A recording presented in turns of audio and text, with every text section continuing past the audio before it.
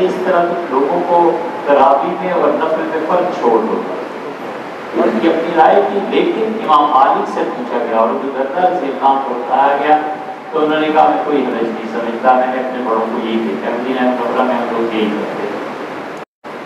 ان کے نزدیک اہل مدینہ کا عمل حجت تھا، دلیل تھی۔ امام بخاری رحمۃ اللہ کے نزدیک دلیل اہل مدینہ کا عمل، وہ کہتے ہیں مدینہ منورہ میں خلافت خلفاء رہے ہیں، جو اہل کوفہ کہتے ہیں کہ ہمارے نزدیک خلافت راشدہ سیدنا علی رضی اللہ عنہ کی تھی، کوفہ تشریف لے آئے تھے، اس لیے ہم ان کو ترجیح دیتے ہیں کیونکہ وہ خلافت راشدہ کا آخری حصہ تھا۔ مثبت سوچ تھی امت پہ غالب، کہتے یہ بھی ٹھیک ہے، یہ بھی ٹھیک ہے، یوں بھی صحیح ہے، یوں بھی صحیح ہے۔ یہ تو وہ سطح ہے جو عوام میں پیش آتی ہے۔ اب اس سے اوپر کی سطح پہ اٹھ کے جائیں نا، جہاں معاشی مسائل پیش آتے ہیں، جہاں قضاء اور عدالت کے مسائل، ملکی قوانین ہیں، ان ملکی قوانین میں پہنچ کے مجتہدین کا اختلاف زبردست نفع دیتا ہے۔ اسی لیے عمر بن عبدالعزیز رحمۃ اللہ علیہ کہتے تھے تم جب مجھے آ کے بتاتے ہو کہ ایک صحابی نے یہ کیا، دوسرے نے یہ کیا، تو مجھے اتنی خوشی ہوتی ہے کیونکہ امت کے لیے گنجائش پیدا ہو جاتی ہے کہ یہ بھی ٹھیک ہے اور یہ بھی ٹھیک ہے۔ اس لیے وہ آزادی کی وجہ سے حرمین شریفین میں لوگ جاتے تھے، جو نماز جس طریقے سے پڑھتا تھا ٹھیک پڑھتا۔ پھر لوگوں نے حکومتوں سے کہا کہ آپ ہمارے لیے ائمہ مقرر کر دیں، ان کا کوئی حرج نہیں، شافعیوں کے پیچھے نماز پڑھو، حنفیوں کے پیچھے نماز پڑھو، کیا حرج ہے؟ 4 مصلے اس طرح بن گئے۔ عثمانیوں نے اس کو بالکل آرگنائز کر دیا تاکہ کوئی آدمی دقت محسوس نہ کرے۔ مثلا ہمارے نزدیک فجر کی نماز جتنی تاخیر سے پڑھی جائے افضل، جیسے طلوع آفتاب میں بس 15-20 منٹ رہتے ہوں تو فجر پڑھ لی جائے زیادہ اچھا، عورتیں جلدی پڑھ لیں، اندھیرے میں مرد دیر سے پڑھ لیں۔ شافعی حضرات نے کہا نہیں، فجر کی نماز شروع کرنی چاہیے صبح صادق سے اور ختم کرنی چاہیے سورج کے طلوع ہونے سے کوئی 5-7 منٹ پہلے، تو کم سے کم 1.25 گھنٹہ 1.5 گھنٹہ فجر پڑھنی چاہیے۔ پڑھتے تھے لوگ، اتنی طویل نماز ہی پڑھتے تھے۔ سیدنا عمر رضی اللہ عنہ فجر کی نماز پڑھاتے تھے اور ایک رکعت میں سورہ یوسف پوری پڑھ دیتے تھے، ایک رکعت میں سورہ نحل پوری پڑھ دیتے تھے۔ حضور صلی اللہ علیہ وسلم اتنی طویل فجر کی پڑھاتے تھے کہ سلام پھیرتے تھے تو صحابہ رضی اللہ عنہ کہتے ہیں ہم سورج دیکھتے تھے کہ کہیں طلوع تو نہیں ہو گیا۔ حضرت عمر رضی اللہ عنہ ایک دن اتنی لمبی نماز پڑھائی تو لوگ گھبرا گئے، لوگوں نے مڑ کے دیکھا تو کسی نے کہا امیر المومنین سورج طلوع ہو گیا، تو پھر ہو جاتا تو پھر کیا کرتے؟ فرمایا کوئی حرج نہیں، سورج بھی دیکھ لیتا کہ ہم اللہ کی عبادت میں مصروف ہیں۔ حکمت کے ساتھ جواب دیا نا، فرمایا یہ بھی گواہ رہتا ہماری عبادت میں۔ تو اس لیے ایسی چیزیں ہوتی تھیں اور امت نے اس کو مثلا شافعیوں کے نزدیک زکوٰۃ اپنے شہر کے علاوہ کہیں نہیں بھیجی جا سکتی۔ وہ کہتے ہیں رسول اللہ صلی اللہ علیہ وسلم مدینہ منورہ کے علاوہ کہیں نہیں بھیجی، اس لیے اپنے شہر میں زکوٰۃ خرچ کرو۔ حنفی فقہاء نے کہا رسول اللہ صلی اللہ علیہ وسلم اگرچہ نہیں بھیجی لیکن یہ کوئی ایسی بات نہیں ہے کہ کمپلسری ہو، امت میں جہاں بھی جس جگہ جس مہینے میں ضرورت ہے خرچ کرو، بڑی وسعت ہے، بڑی گنجائش ہے۔ تو اسی طرح مسلح قائم ہو گئے۔ نادر شاہ کا جب دور آیا، نادر شاہ بڑا دماغ تھا، یہ نادر شاہ، رنجیت سنگھ، بابر، یہ ایسے دماغ تھے جو سلطنتوں کے بانیوں کے ہوتے ہیں۔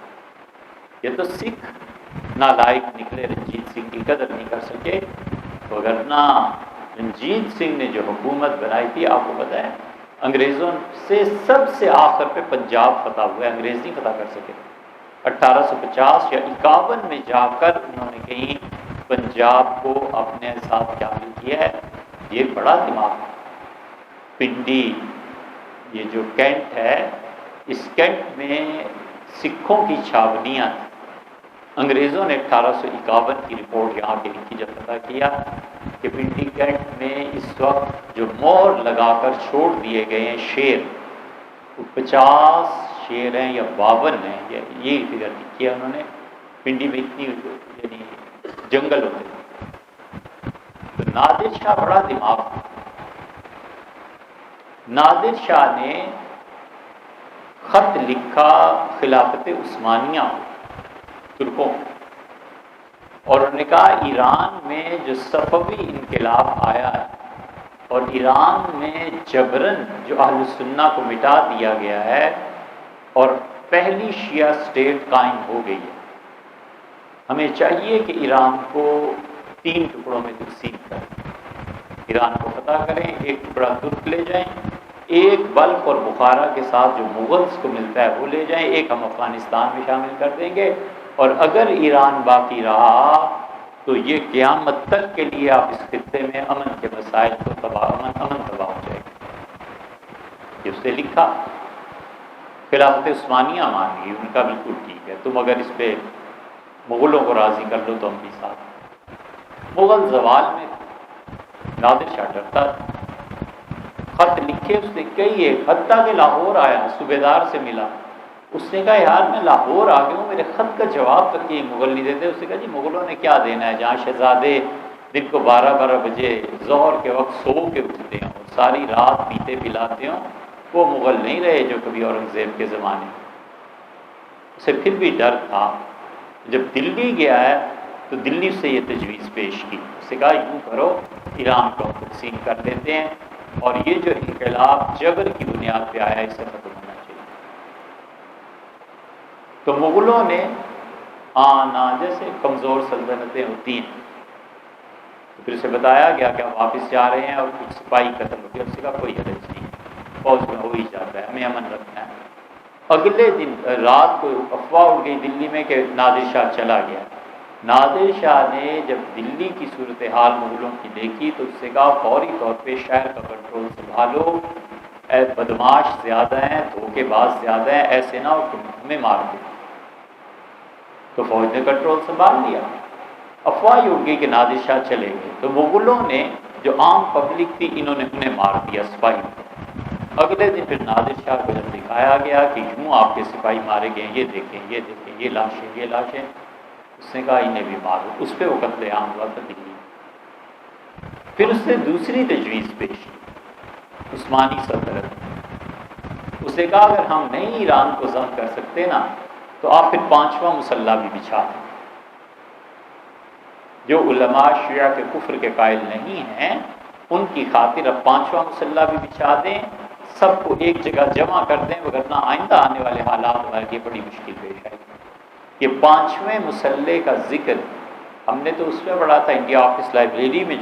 جو چیزیں ہیں نا وہ پڑھنی چاہیے.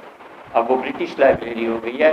برٹش لائبریری کا ریکارڈ کبھی آ جائے سامنے، پھر پتہ چلے کہ مغلز کیا تھے، اور پھر پتہ چلے کہ سیاسی سوچ کیا ہو. اللہ تعالیٰ کی توفیق سے 5 مہینے سے زیادہ ہم نے اس لائبریری میں گزارے. صبح جاتے تھے اور دوپہر کو وہیں کھانا کھا لیا، مچھلی ایک کھا لی اور کیا، اور شام کو واپس آ جاتے تھے. 5 مہینے 5.5 مہینے وہاں گزارے. اس لیے بتا رہے ہیں کہ ایسے نہیں ہے کہ اللہ تعالیٰ کی توفیق سے کچھ پڑھا نہ ہو. وہاں دیکھیں یہ ساری اب ایک کتاب چھپ گئی ہے، گورے نے لکھی ہے، اور اس نے لکھا ہے کہ مسلمانوں نے کیا کیا کارنامے، اس نے ذکر کر دیا. یہ 5ویں مسلح نادر شاہ کا، کہ اس نے عثمانیوں کو کہا تھا کہ عمارت عثمانیہ وہاں 5واں مسلح بنا دے. عمارت عثمانیہ نے اس کو قبول نہیں کیا، اس لیے کہ تاتاری علماء اور ماتریدی، اور وہاں ایک اور علاقہ ہے تاتاری اور ماتریدی علماء جو تھے یہ انہوں نے تسلیم نہیں کیا.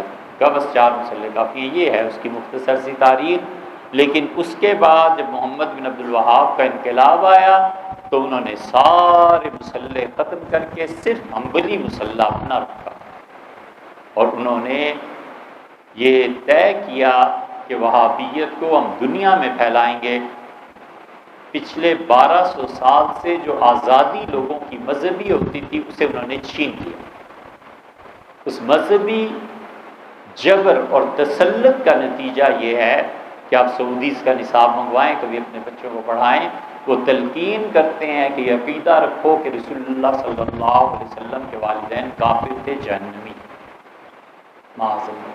کہ اب سعودیہ میں جو بھی جاتا ہے حج اور عمرے پہ، وہ کتابیں دیتے ہیں نا، پمفلٹ چھپے ہوئے، اس میں دیکھو وہ اپنا عقیدہ لکھتے ہیں وہابی کہ حضرت رسالت بنا صلی اللہ علیہ وسلم ایسے اور ایسے، اور اپنے بچوں کو یاد کراتے ہیں یہ عقیدہ۔ یہ وہ جبر ہے وہابیت کا جو پوری دنیا پہ مسلط کرنا چاہتے ہیں اب بھی۔ اب جب آ گئی ہے حضرت رسالت بنا صلی اللہ علیہ وسلم کے والدین کا تذکرہ، تو اتنی سی بات مناسب معلوم ہوتی ہے کہ ہم کہتے ہیں اصول پہ بات کرو، والدین کو ایک طرف کر کے۔ جس آدمی تک نبوت کا پیغام اس کی اپنی زبان میں نہیں پہنچا وہ جہنمی ہے، یعنی اصول پہ آؤ۔ آسٹریلیا میں ایک لڑکا پیدا ہوا ہے، 15 برس کی عمر میں مر گیا، اس تک اسلام پہنچا ہی نہیں، اب وہ جہنم میں جائے گا؟ ہمارا تو اصول نہیں۔ ہم علم کلام میں ماتریدی ہیں، اور ماتریدیہ کہتے ہیں کہ اللہ نے یہ بتایا ہے، اشعری ہیں، یہ ایک مسئلہ ہے جس میں ہم لوگوں نے ماتریدیت سے اشعریت کی طرف آئے ہیں۔ اور اشعری کہتے ہیں امام رحمہ اللہ، وہ کہتے ہیں قرآن کہتا ہے وَمَا كُنَّا مُعَذِّبِينَ حَتَّىٰ نَبْعَثَ رَسُولًا، ہم کسی کو عذاب نہیں دیتے جب تک کہ رسالت کا پیغام نہ پہنچے۔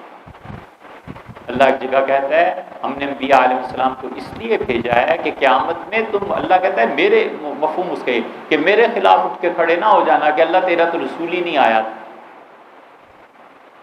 اللہ تعالیٰ نے خلق پہ اعتراض سے انہیں جہنم سے بچانے کے لیے اپنی طرف سے فرمایا کہ حجتم بعد الرسل، جب رسول بھیجتے ہیں پھر ہمارا حق بنتا ہے کہ جو نافرمان ہے اس کو سزا دیں۔ ہمارے حضرت شاہ ولی اللہ اور شاہ عبدالعزیز صاحب رحمۃ اللہ علیہ بہت وسیع ہیں، وہ کہتے ہیں کہ اگر کسی آدمی کو اس کی اپنی زبان میں پیغام نہیں پہنچا تو جہنم میں نہیں جائے گا۔ حضرت مجدد رحمۃ اللہ علیہ اس کے قائل ہیں۔ اور اصول کی بات ہماری یہ ہے، آسٹریلیا میں لڑکا مر گیا 16 سال کا، اسے اسلام کی خبر نہیں، کیوں جہنم میں جائے گا یار؟ وجہ کچھ ہوش کرو۔ چائنا میں ایک لڑکی بالغہ تھی، 13 سال کی عمر میں مر گئی، چائنیز زبان میں اسلامی نہیں بولتا، جہنم کیوں جہنم میں جائے گی؟ وجہ رسالت کا پیغام پہنچے، پھر وہ سمجھے، پھر وہ انکار کرے، اب کافر ہوا۔ ہم ڈکشنری میں اسے کافر کہہ سکتے ہیں، وہ جو 13 سال کی لڑکی ہے اور 16 سال کا آسٹریلیا کا لڑکا ہے، ڈکشنری کے اعتبار سے اللہ کے نزدیک شرعاً ہمارے نزدیک وہ کافر نہیں ہوگا۔ کیا اس کا جنت میں جائے گا؟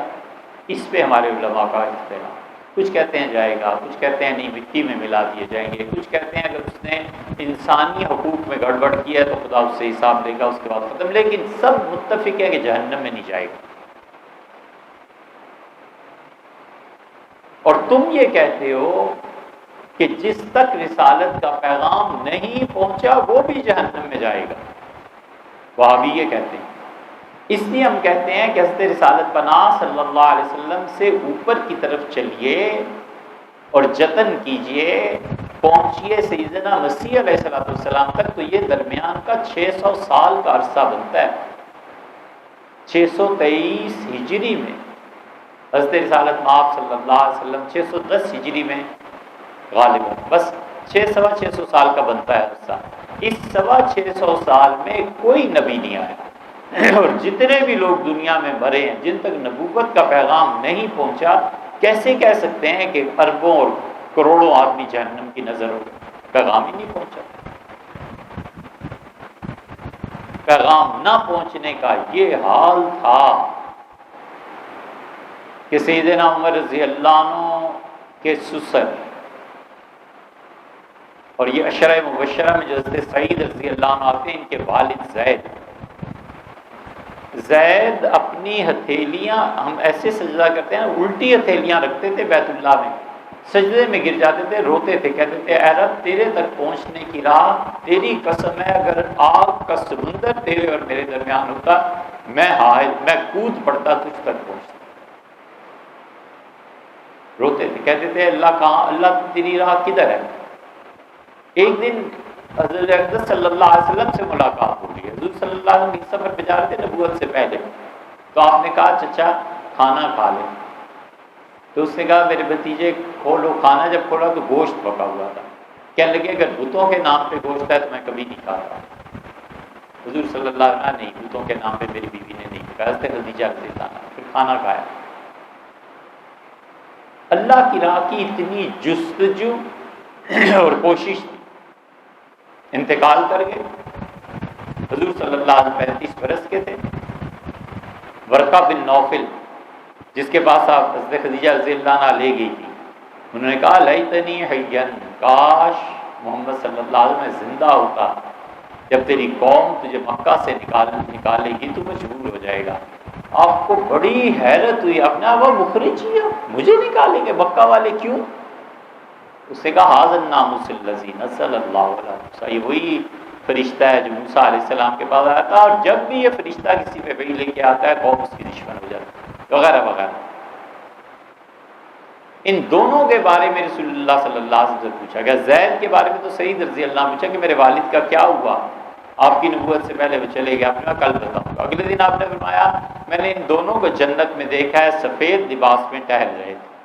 پادریوں کا جو لباس ہوتا ہے نا سفید، یہ ہم کہتے ہیں اصول پہ آؤ یار. یہ 600 سال والے سارے جہنمی ہو گئے، چائنیز سارے جہنمی ہو گئے، آسٹریلیا والے، امریکہ جب تک دریافت نہیں ہوا تھا اسلام کے پیغام، سب جہنمی. کیا ظلم کرتے.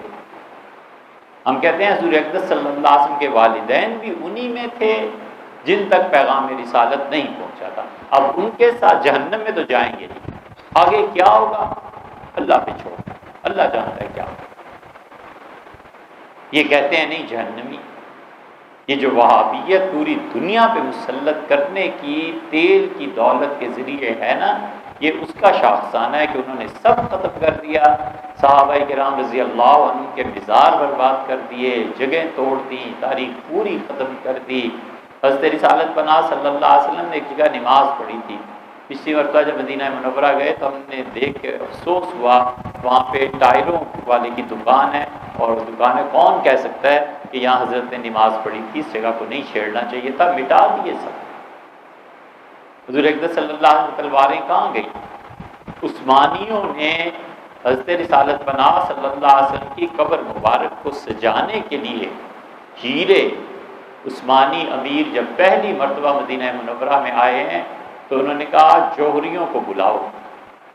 جوہری بلائے گئے. ان کا بولو سب سے اچھا ہیرا. انہوں نے کہا جی 80,000 تولے سونا ہے اس کی قیمت، اس کا پرواہ نہیں، لاؤ. لایا گیا اور جا کے انہوں نے حضور اقدس صلی اللہ علیہ وسلم کی قبر مبارک پہ رکھ دیا. بس روئے اور باہر آ گئے. کہنے کے زندہ ہوتے میں اپنی سلطنت پیش کرتے. یہ محبت کی باتیں ہیں حضور صلی اللہ علیہ وسلم. آپ کو پتہ ہے یہ قسطنطنیہ جب فتح ہوا ہے، سلطان محمد فاتح نے کہا اس کو ٹھیک کرو. پتہ تو ہو گیا تھا، وہ ٹھیک ٹھاک کر لیا، بازاریں وغیرہ، بازار سڑکیں جب بن گئی تو آئے. انہوں نے پہلی تقریر کی، انہوں نے کہا وقفت هذه المدینہ علی مدینہ النبی صلی اللہ علیہ وسلم. اس شہر سے گورنمنٹ کو جتنا نفع تاجروں کو اس سے وصول ہوگا اور جو ٹیکسز لگائیں گے یہ سب کا سب حضور صلی اللہ علیہ وسلم کے شہر پہ قربان. 1921 تک سارے اس استنبول سے جتنے عثمانیوں کو پیسے ملتے تھے، نفع ہوتا تھا، مدینہ منورہ لوگوں کو مفت پیسے بانٹتے تھے. کہتے تھے یہ حضور صلی اللہ علیہ وسلم کی نظر. انہوں نے آ کے نظام بگاڑے، خراب کیے.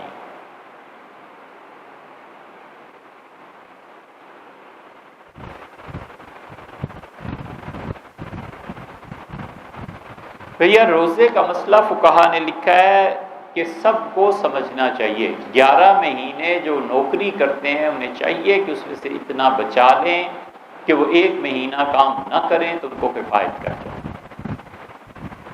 مزدور کیوں 12 مہینے کام کرتا ہے؟ شیڈیولڈ لائف نہیں ہے نا، منظم زندگی نہیں ہے نا. جب تک منظم زندگی گزارنے کی تربیت نہ ہو کام نہیں چلتا. فقہا لکھتے ہیں کہ 11 مہینے مزدوری کرے اور بچائے تاکہ 12واں مہینہ آسانی سے گزرے. پھر وہ لکھتے ہیں فقہا مسائل میں کہ مالک کو چاہیے کہ جو مزدوروں کی ٹف ایکسرسائز اور چیزیں ہیں انہیں چاہیے کہ وہ فجر کے بعد شروع کر کے اور دوپہر سے پہلے پہلے اسے ختم کر دیں، انہیں بھی چاہیے کہ نرمی کریں۔ اس کے باوجود اگر کوئی مزدور ایسا ہے کہ اسے ڈر ہے بے ہوش ہو جائے گا، روزہ رکھ لیا شدید، تو اضطرار کی جتنی کیفیتیں ہیں ان سب میں شریعت کا حکم بدل جاتا ہے۔ یہ اصول کی بات یاد رکھنی چاہیے کہ جہاں انسانوں پہ سختی آتی ہے نا، تکلیف، شریعت اپنا مزاج نرم کر دیتی ہے۔ جتنی یہاں سختیاں بڑھیں گی شریعت مسئلہ اتنا ہی آسان کر دے گی۔ یہاں اتنی سختی ہے کہ موت کے منہ میں جا رہا ہے، شریعت کہتی ہے سور کا گوشت کھا لو پر مرو۔ یہ اس کی مشہور مثال ہے۔ یہ سب چیزیں ایسی ہیں، شریعت نے اسی لیے یہ حکم رکھے ہیں کہ کوئی آدمی کھڑے ہو کے نماز نہیں پڑھ سکتا، شریعت اچھا لیٹ کے نماز پڑھ لو، اس طرح کا۔ کوئی آدمی خودکشی پہ آمادہ ہے کہ میرے پاس گھر نہیں ہے، مر جائے گا، خودکشی کر لے گا، شریعت کہتی ہے اچھا تم سود پہ پیسے لے کے اگر کچھ کر سکتے ہو وہ کر لو، مرو نہیں۔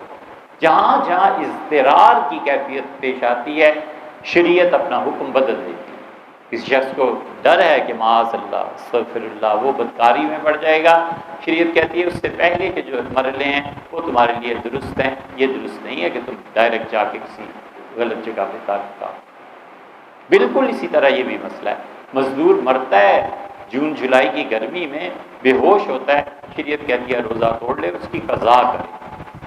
انسان کی زندگی عزیز ہے۔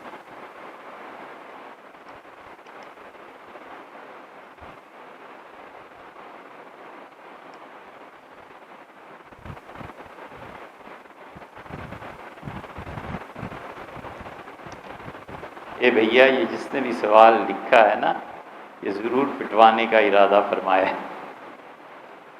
دیکھیے بھیا دو موقف ہیں، دونوں بیان کر دیتے ہیں مختصر، اور جو آپ ہماری رائے پوچھیے ہم جدھر ہیں ہم یہ بھی کہہ دیتے ہیں۔ جہاں تک آپ نے یہ تحریر فرمایا ہے، یعنی خلاصہ اس کا یہ ہے کہ وقت گزرنے کے ساتھ ساتھ تبدیلیاں پیش آتی رہتی ہیں، تو شریعت کے جو مقاصد ہیں انہیں حاصل کرنے کے لیے کیا وہی طریقے رکھے جائیں جو رسول اللہ صلی اللہ علیہ وسلم اور اسلاف کے دور میں تھے، یا تبدیلی ہو سکتی ہے؟ پہلی بات تو یہ ہے کہ جہاں تک سائنس کی تعلق کی چیزیں ہیں نا، سائنس کی کتابیں ہر 10-15 سال بعد پرانی ہو جاتی ہیں، اس لیے کہ سائنس کے نظریات ہمیشہ بدلتے رہتے ہیں۔ یاد رکھنا چاہیے وہی پکی چیز ہے، وہی سیمنٹ کا فرش ہے، وہی ماربل ہے جس پہ آدمی کھڑا ہے، سوال ہی پیدا نہیں ہوتا ادھر سے ادھر ہو جائے۔ اور سائنس ہر 10-15 سال بعد کی کتابیں بیکار ہو جاتی ہیں، ہر 10 سال بعد آپ 15 سال بعد کتابیں اٹھا کے دیکھیں، حتیٰ کہ اب تو میڈیسن کی کتابیں بیکار ہو جاتی ہیں کہ پہلے یہ دوائی تھی تو اب یہ دوائی ہے، 15 سال پہلے سرجری یوں تھی تو اب یوں ہے۔ یہ سب ایسے ہی بچوں کی باتیں ہو جاتی ہیں۔ جہاں تک شریعت پہ اس کے مقاصد کو حاصل کرنے کا طریقہ اس کا بدلنا ہے، ہم اس بات کے قائل ہیں کہ شریعت کے مقاصد حاصل کرنے کے لیے ذرائع بدلنے ٹھیک۔ علماء کی ایک پوری جماعت ایسی ہے جن کی توہین نہیں کرنی چاہیے، لیکن وہ کہتے ہیں پرانے طریقے ٹھیک۔ مثلا وہ آپ بھی کہتے ہیں کہ حج کرنا ہو تو اونٹ پہ جائیں، کر لیں۔ اب بھی وہ اس بات کے قائل ہیں کہ 2 چادریں باندھنی چاہیے، اب بھی وہ اس بات کو ترجیح دیتے ہیں کہ ننگے پاؤں پھرنا چاہیے، اور مقاصد شرعیہ پر پہنچنے کے لیے درمیان کا جو راستہ طے کرنا ہے وہ اسی طریقے کا قائل ہیں، اسی لیے وہ سخت برا مناتے ہیں اگر کرسی پہ بیٹھ کے کھانا کھائیں یا ٹیبل پہ۔ سر سید کے کفر کی وجوہات میں سے ایک وجہ یہ بھی لکھی تھی کہ کرسٹان ہو گیا ہے اور چمچے سے کھانا کھاتا ہے، اور کرسچین ہو گیا ہے اور ٹیبل اور چیئر استعمال کرتا ہے۔ تو سر سید نے لکھ بھیجا کہ حضور صلی اللہ علیہ وسلم نے بھی ایک مرتبہ مسجد نبوی میں چیئر کرسی پہ بیٹھے تھے اور خطبہ ارشاد فرمایا تھا، وہاں کیا خیال ہے؟ تو ہیں ایسے لوگ اب بھی پائے جاتے ہیں، وہ کہتے ہیں ایسے ہی کرو، یہ ان کی سوچ ہے، لیکن ہم نہیں کرتے۔ کہتے ہیں بالکل ٹیبل بھی یوز کرنا چاہیے، چیئر بھی یوز کرنی چاہیے، اور چھری کانٹے ہی کے ساتھ کھانا چاہیے آدمی کو، ٹوتھ برش کا استعمال کرنا چاہیے، حرج کیا ہے؟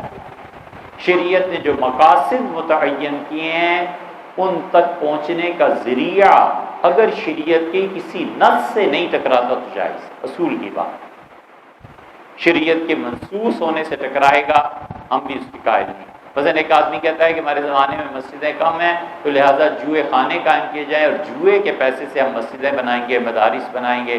ایک کہتا ہے میرے ہاسپٹل میں پیسے نہیں آتے لہٰذا کیا لفظ استعمال کریں، رنڈیوں کا ناچ ہوگا، یہ دلی کی پرانی اردو ہے، تو اس سے پیسے آئیں گے، ہم کہیں گے یہ ذریعہ غلط ہے بھائی، نہ کرو۔ اللہ نے کوئی ضروری قرار دیا ہے مریضوں کا علاج، کیوں نہیں اگلی نسل کو گمراہ کرنے چلے، نہ کرو۔ یہ جو درمیان کا واسطہ اگر شریعت کے مطابق ہے بالکل ہمیں جدید چیزوں کو اپنانا چاہیے، کام کرنا چاہیے۔ کتنی چیزیں ایسی ہیں جس کے بغیر کوئی چارہ کار نہیں، اب اونٹ نہ ملے تو پھر جہاز پہ سفر چھوڑ دو،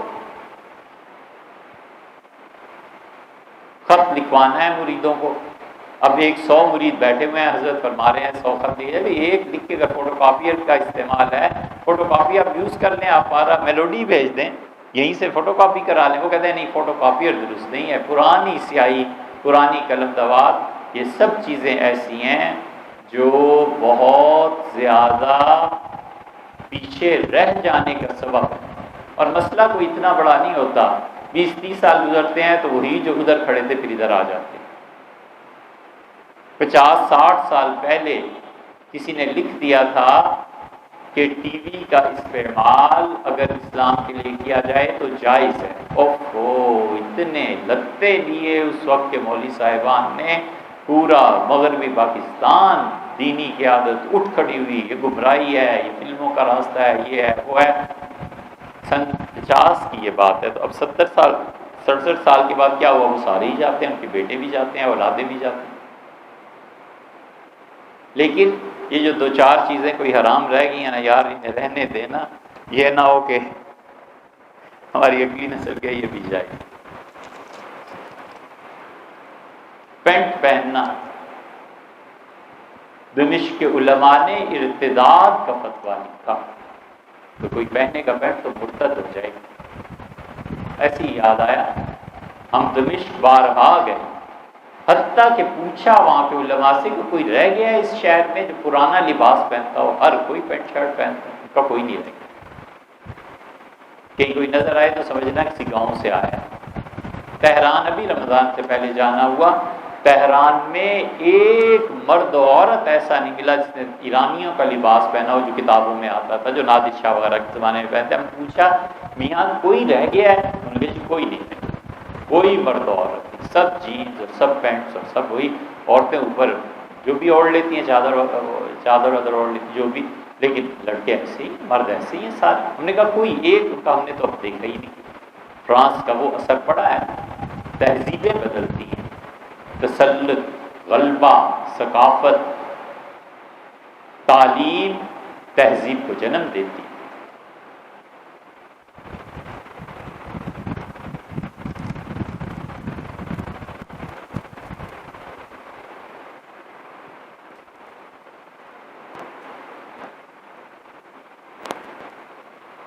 واقعہ معراج میں حضور اقدس صلی اللہ علیہ وسلم نے اللہ تعالیٰ کو دیکھا، عام طور پہ علماء اسی طرف گئے ہیں کہ دیکھیں۔ اصل اختلاف ایک حدیث کے لفظ سے پیدا ہوا ہے، انی اور انا دونوں ایک ہی طرف لکھے جاتے ہیں، الف نون اور چھوٹی یہ، الف پہ زیر لگا دیجئے تو انی بن جائے گا، اور یا جو چھوٹی ہے اس پہ کھڑی زبر موسیٰ اور عیسیٰ علیہ السلام کی طرح لگا دیجئے تو وہ انا بن جائے گا۔ حضور صلی اللہ علیہ وسلم سے پوچھا گیا، آپ نے فرمایا کیا فرمایا تھا؟ وہ لفظ لکھنے میں انی اور انا دونوں آ گئے۔ بعض نے پڑھا ہے انی آ رہا ہوں میں نے اللہ کو دیکھا، بعض نے پڑھا ہے انا آ رہا ہوں میں کیسے اللہ کو دیکھ سکتا تھا۔ اس لیے علماء کے دونوں طرف ہیں، لیکن عمومی طور پہ علماء اہل سنہ اسی طرف گئے ہیں کہ حضور صلی اللہ علیہ وسلم کو زیارت ہوئی۔ آپ کا یہ تحریر فرمانا کہ ان آنکھوں سے ہوئی تھی تو بھیا وہ تو ایسا مقام پر پہنچ گئے تھے جہاں ٹائم اور سپیس کچھ نہیں، حضور صلی اللہ علیہ وسلم کو ایسی جگہ لے جایا گیا جہاں کوئی چاہت اور سمت بھی باقی نہیں رہی تھی اور ٹائم کا بھی کوئی تصور باقی نہیں رہا تھا۔ اب حضور صلی اللہ علیہ وسلم نے کیسے وہاں زیارت کی ہے، دیکھا ہے، اللہ جانے اور وہ جانے، اس میں پڑھنا ہی نہیں چاہیے۔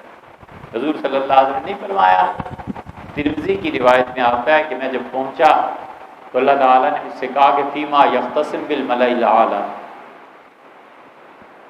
میرے فرشتے ملائے اعلیٰ میں کیا گفتگو کر رہے ہیں۔ یہ ملائے اعلیٰ جو ہے نا، اللہ کے بڑے جلیل القدر فرشتے، جبریل، میکائیل، بڑے بڑے منصب کے لوگ وہاں ہوتے ہیں۔ اللہ کو کوئی حکم آتا ہے، ملائے اعلیٰ میں آتا ہے، ملائے اعلیٰ میں اللہ کی وہ جو ایک مجلس ہے، کانپنے لگتے ہیں، فرشتے پر مارتے ہیں، زمین پہ تڑپنے لگتے ہیں اور ایک دوسرے پوچھتے ہیں ماذا قال ربکم، قرآن میں آیا ہے ماذا قال، تمہارے رب کا کیا حکم، قالوا الحق، وہ کہتے ہیں یار جو بھی آیا ہے سچ ہے، وہو العلی الکبیر، اللہ کی ذات بڑی ہے، علو شان ہے، اللہ کی ذات بہت عظمت والی۔ پھر جب سکون ہوتا ہے تو ایک دوسرے کو بتاتے ہیں کہ اللہ کا حکم یہ آیا ہے۔ اس ملائے اعلیٰ میں دنیا میں جو بڑے کبار اولیاء کرام ہوتے ہیں وہ بھی شامل کیے جاتے ہیں، ان کی ارواح وہاں لے جائی جاتی ہے۔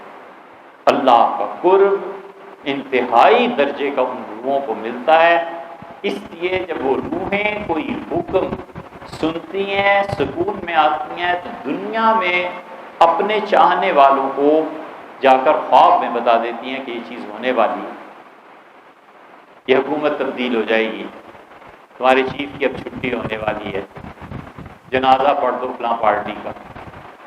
وہ آ کر پھر اسے انٹرنیشنل لیول کی چیزیں بتا جاتے ہیں، یہ اب امت کی تباہی ہے، یہ قوم تباہ ہو، یہ جنگ ہار جائیں گے، یہ جنگ جیت جائیں گے۔ اس ملائے اعلیٰ میں ڈسکشن ہوتی ہے۔ اس ملائے اعلیٰ میں حضرت رسالت مآب صلی اللہ علیہ وسلم بھی گئے، قرآن بھی کہتا ہے جب آپ پہنچے ہیں وہاں پہ تو اللہ نے پوچھا کہ فیما یختصم بالملأ الاعلیٰ، رسول اللہ صلی اللہ علیہ وسلم وہاں پہنچے ہیں جہاں زمان و مکان نہیں تھا، ٹائم اینڈ اسپیس، وہاں پہ پہنچ کے آپ سے اللہ نے فرمایا کہ فیما یختصم، میرے فرشتے ملائے اعلیٰ میں کس چیز پہ بحث ہو رہی ہے، ٹاپک کیا ہے؟ حضور صلی اللہ علیہ وسلم مجھے نہیں معلوم۔ وہاں یوسف صاحب تھے نا تبلیغی جماعت والے، وہاں الیاس صاحب رحمۃ اللہ کے بیٹے، ان کے خادم نے خود ہم سے کہا کہ ہم ایک مرتبہ دلی میں سوئے ہوئے تھے تو ملائے اعلیٰ کے فرشتے آئے اور انہوں نے مجھ سے خواب میں کہا کہ حضرت کو کہو فلاں علاقے میں جماعتیں بھیجیں کیونکہ وہاں کے متعلق فیصلہ ہو گیا ہے کہ ہندو مسلم لڑائی ہوگی شدید اور قتل و غارت گری ہوگی اور خون ہوگا، اور اگر یہ لوگ چلے جائیں گے اللہ کو یاد کریں گے تو اللہ تعالیٰ نے کہا ہم سزا کو اٹھا لیں۔ یہ خود مجھ سے کہا کہ لگے میں بھول گیا، جب لڑائی ہوئی اور قتل و غارت گری ہوئی تو وہاں سب بڑے پریشان تھے، روتے رہے حضرت رحمۃ اللہ علیہ، بڑا زیادہ دکھ تھا۔ تو میں نے ایک دن تنہائی میں کہا تو شدید ناراض ہوئے، مجھ سے کہا اتنی بڑی چیز تم پہ کھلی تھی، تم نے مجھے آ کے بتائی۔ سب سے اچھا کلام جو ہمارے یہاں سے لکھا ہے حضرت شاہ ولی اللہ رحمۃ اللہ علیہ حجت اللہ البالغہ میں بڑی تفصیل سے لکھا ہے۔ حضور صلی اللہ علیہ وسلم سے اللہ نے پوچھا کہ فیما یختصم، ملائے اعلیٰ میں کیا بحث ہو رہی ہے، مجھے نہیں پتا۔ تو آپ نے کہا فوضع اللہ یدہ علی صدری، اللہ نے اپنا دست مبارک میرے سینے پہ رکھا، فوجدت بردہ فی ظہری، یہ رد ہے اہل تشیع کا جو کہتے ہیں اللہ کی زیارت ہی نہیں ہوگی۔ اس معاملے میں ہم اور اہل حدیث ایک ہی رسول کے قائل۔ حضور صلی اللہ علیہ وسلم اللہ کے ہاتھ کی ٹھنڈک میں نے اپنی کمر میں محسوس کی، اتنا سکون تھا اس میں۔ مجھ سے کہا اب بتائیے، میں نے کہا اللہ وہ اس بات پہ بحث کر رہے ہیں کہ میری امت کے گناہ کیسے معاف ہوں گے۔ پھر اللہ نے کہا پھر انہیں کیا جواب ملا؟ میں نے کہا اللہ دوسری پارٹی جو تھی انہوں نے جواب دیا کہ اس امت کے گناہ معاف ہوں گے گرمیوں میں شدید دھوپ میں جب وہ آئیں گے نماز پڑھنے، اور سردیوں میں جب وہ فجر اور عشاء میں آئیں گے تو سردی کی وجہ سے اور گرمی کی دقت کی وجہ سے ان کے گناہ معاف۔ تو ان حدیث سے معلوم ہوتا ہے کہ حضور صلی اللہ علیہ وسلم کو زیارت ہوئی ہے، اب کیسے ہوئی ہے کچھ نہیں کہا۔